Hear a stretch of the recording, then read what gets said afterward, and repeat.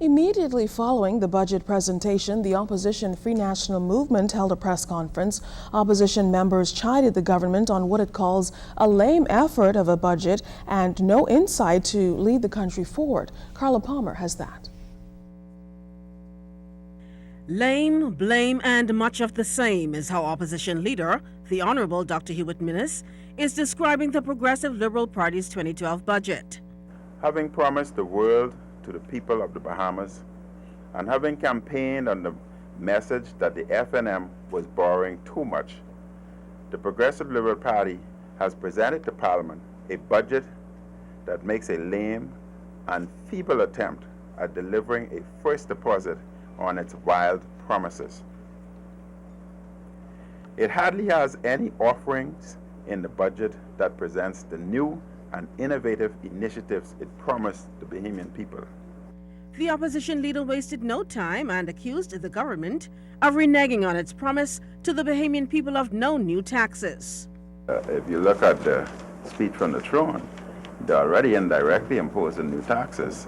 He said that with their mortgage program, they would introduce a 0.5%, less than 1%. He called it levy, tax on mortgage payers, you and I who are paying. That's a tax.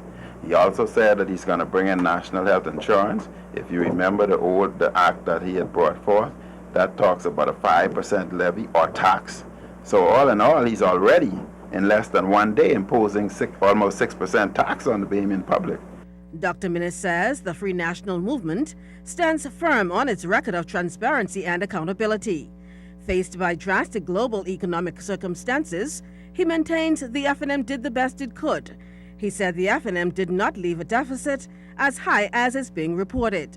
The Prime Minister and those that done, they inflated that deficit in that monies that would be used for programs to be completed the following year.